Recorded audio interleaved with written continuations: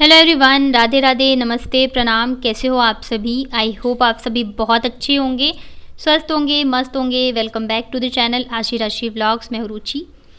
तो एक कहावत है ना कि जब समय ख़राब चल रहा हो तो ऊँट पे बैठे हुए इंसान को भी कुत्ता काट जाता है। तो कुछ वैसे ही मेरा समय चल रहा है अभी।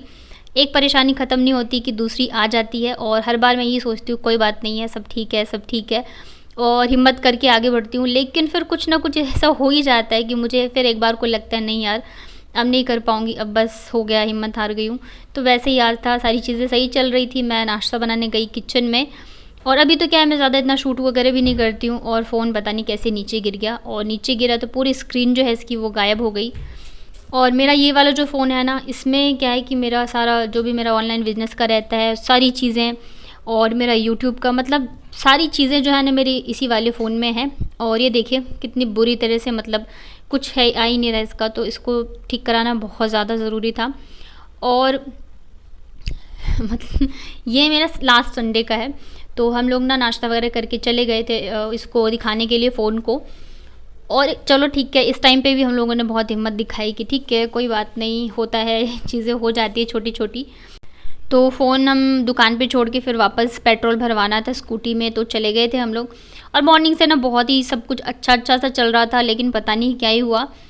ये तो छोड़ो, मतलब सारी चीज़ें सही थी, एक हफ्ते तक मेरा फ़ोन सही चला, और इस संडे यानी कि कल वापस से मेरा फ़ोन टूट गया।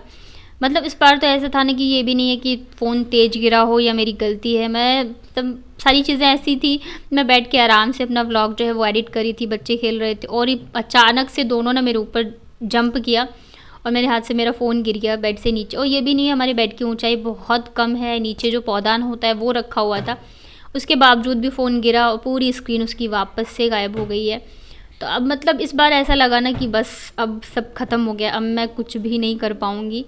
क्योंकि मायने रखता है यार मिडिल क्लास फैमिली के लिए, बार बार एक हफ्ते के अंदर सोच लो 2 बार मेरा फ़ोन ख़राब हो गया है।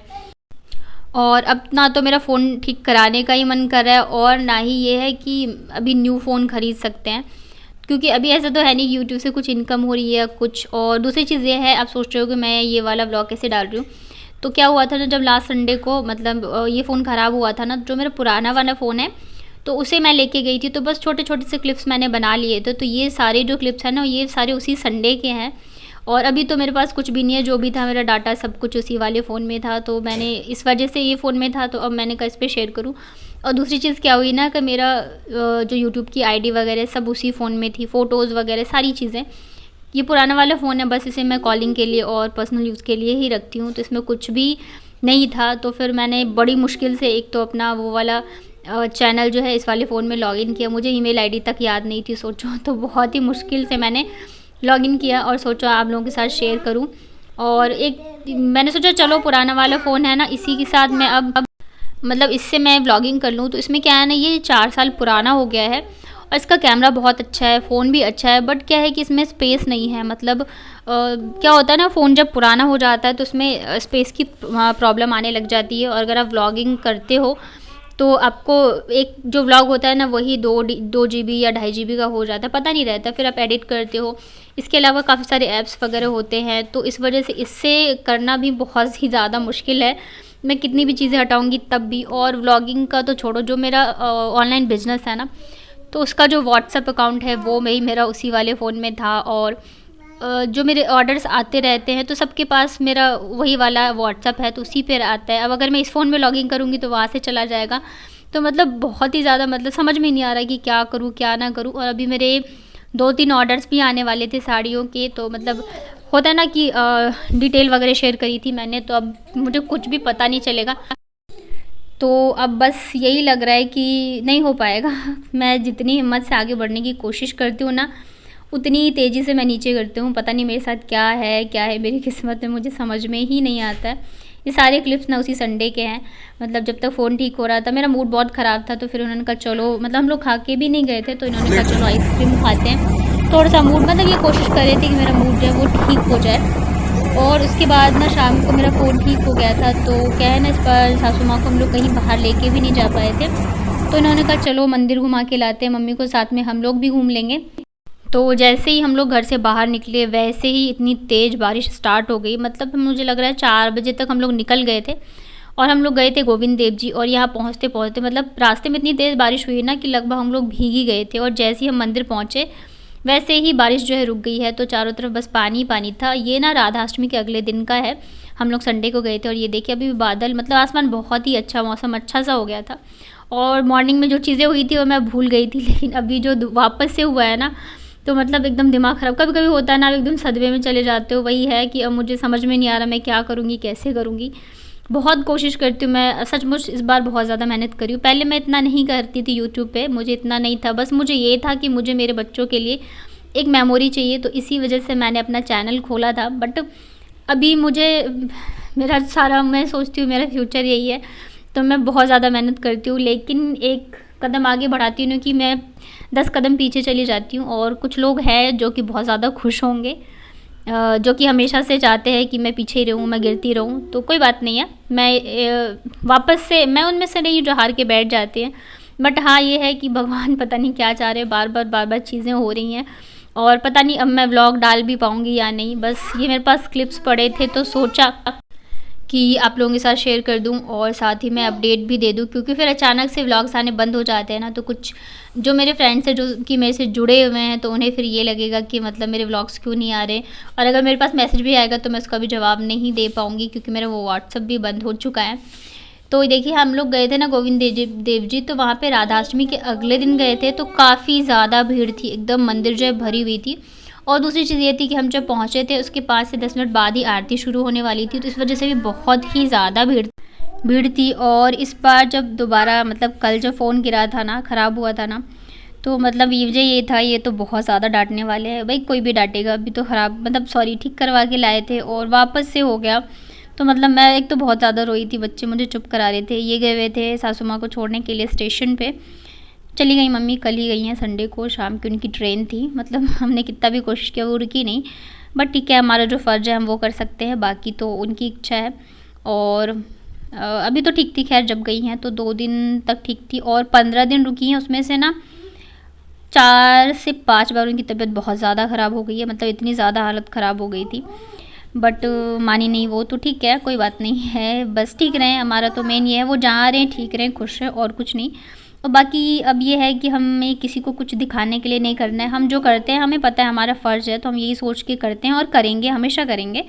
बाकी एक ही चीज़ है कि भगवान सब देखता है, अगर मैं अच्छा करूँगी तो वो भी, और अगर मैं बुरा कर रही हूँ तो वो भी। तो बस यही सोच के हम करते हैं। और ये देखिए यहाँ पे आरती का टाइम हो गया था, तो हम लोग आरती में खड़े थे, और इतनी ज़्यादा भीड़ थी ना कि मतलब सासू माँ तो बाबू को लेके खड़ी थी। फिर लास्ट में ना मुझे आशी को गोदी में उठाना पड़ गया था, क्योंकि भीड़ बहुत ज़्यादा थी, और अगर वो नीचे खड़ी रहती तो दब जाती, इस वजह से। तो बस यहाँ पे थोड़ी सी जो क्लिप है वो मैंने शूट करी थी। बहुत ही अच्छा मंदिर है, बहुत ही अच्छा, मतलब भीड़ बहुत ज़्यादा होती है, आप कभी भी जाओ आरती के टाइम पे तो मतलब होती है। तो बस यहाँ पे हम लोगों ने आरती वगैरह ली थी, बहुत देर तक हम लोग बैठे थे। और ये देखिए राधा कृष्ण जी, आप लोग भी आशीर्वाद ले लीजिए, भगवान पता नहीं मेरी तो कब सुनेंगे। और पता है अभी जैसे मैं इस वाले फ़ोन से मैंने वीडियो एडिट करी है बहुत ही मुश्किल से, और वॉइस ओवर इतने में ना कम से कम 10 बार ऐसे हुआ है कि ये वाला फ़ोन हैंग हुआ है, बैक हो गया है, तो बड़ी मुश्किल से ही मैं करी हूँ। मुझे अभी भी पता नहीं है कि ये वाला व्लॉग जाएगा भी या नहीं, क्योंकि इसमें स्पेस नहीं है। और होता है ना, मैं जैसे व्लॉग कर भी लूँ तो सेव होने में के लिए भी स्पेस चाहिए होता है। तो ये सारी चीज़ें हैं, अभी पता नहीं मतलब कैसा ही टाइम चल रहा है, मैं बता नहीं सकती। इसके अलावा बहुत सारी चीज़ें हैं जो कि सब एक साथ ही, सारी प्रॉब्लम्स जो है वो चल रही है, पता नहीं कब सब कुछ सही होगा, कुछ समझ में नहीं आ रहा है। तो गोविंद देव जी से निकलने के बाद फिर एक और मंदिर है यहाँ पे ही, तो हम आज तक वहाँ पे गए नहीं थे, बट इन्हें यहाँ के लोकल से पता चला कि बहुत ही अच्छा मंदिर है, तो उन्होंने कहा चलो चलते हैं। तो वॉकिंग डिस्टेंस ही था। तो यहाँ पे मार्केट बहुत ही अच्छा है, मेन जैसे आपको जयपुरी चीज़ें चाहिए होती हैं ना, तो वो सब मिलता है यहाँ पे। और रास्ते में है हवा महल, तो बस यहाँ पे मैंने वही थोड़ा सा शूट कर लिया था, बहुत ही अच्छी अच्छी चीज़ें थी। तो आशी ना यहाँ पे जिद पे अड़ गई थी कि मुझे ना कान में पहनने के लिए झुमका चाहिए। उसे अभी ना नया नया शौक़ चढ़ा है कि मुझे मेरे कान छिदवा दो, मुझे पहनने हैं झुमके। तो यहाँ पे वो जिद पे अड़ गई थी कि नहीं मुझे दिलवाओ तभी जाऊँगी। फिर बहुत मुश्किल से उसको समझाया कि बेटा कान में छेद करवाना पड़ता है, उसके बाद पहनते हैं, तब जाके कहीं वो आगे गई, नहीं तो यहीं पे अड़ गई थी, नहीं मुझे झुमके चाहिए। क्योंकि ये मार्केट है ना, तो यहाँ पे ज्वेलरी वगैरह, बेडशीट वगैरह और ब्लैंकेट वगैरह सारी चीज़ें ही मिलती हैं। उसके बाद देखिए ये ही मंदिर है जहाँ हम लोग गए थे। इस मंदिर का नाम है श्री राम करके मंदिर, लेकिन अंदर जो है ना वो कान्हा जी हैं, जो बाल गोपाल का रूप है उनका वो है। जैसे ही हम लोगों ने मंदिर में एंटर किया ना, ये एक पंडित जी थे, वो खड़े थे बांसुरी लेके, और ये ऐसे खड़े थे ना कि मतलब पता ही नहीं चल रहा था कि ये सच में कोई खड़ा है या वहाँ पे कोई मूर्ति लगी हुई है। मंदिर बहुत ही पुराना है, 1950 या 55 की बनी हुई है। बहुत ही सुंदर, बहुत ही बड़ा था और बिल्कुल खाली था, क्योंकि लोगों को पता ही नहीं है इस मंदिर के बारे में। हम खुद यहाँ पे 5 से 6 साल से रह रहे हैं और हम अब जाके गए थे, क्योंकि हमें पता ही नहीं है। बिल्कुल अंदर खाली शांति थी।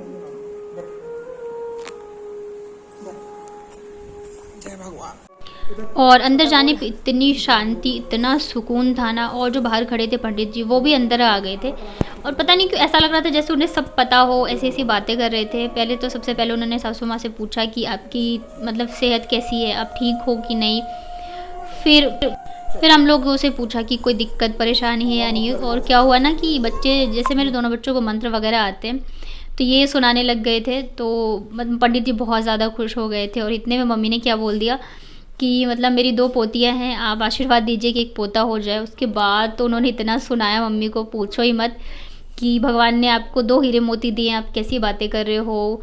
भगवान के दिए हुए पे कभी शक नहीं करना चाहिए, भगवान जो देता है हमेशा ज़्यादा ही देता है। तो बहुत कुछ समझाया और बहुत सारी चीज़ें बोली, जिससे क्या हुआ ना, मेरा मन इतना ज़्यादा शांत हो गया, मैं आपको बता नहीं सकती हूँ। और बट ये था कि हम कुछ बोल नहीं पाए। जैसे उन्होंने पूछा ना कि मतलब कोई दिक्कत है, कुछ परेशानी है, तो ऐसा पता नहीं क्यों हुआ कि हम कुछ बोल ही नहीं पाए। बाहर आने के बाद फिर हमें लगा कि नहीं, हमें बोलना चाहिए था, इतनी सारी चीज़ें चल रही है आगे से। उन्होंने पूछा, लेकिन पता नहीं क्या हो जाता है ना कि मैंने कुछ नहीं बोला, ना ही मेरे हस्बैंड ने बोला।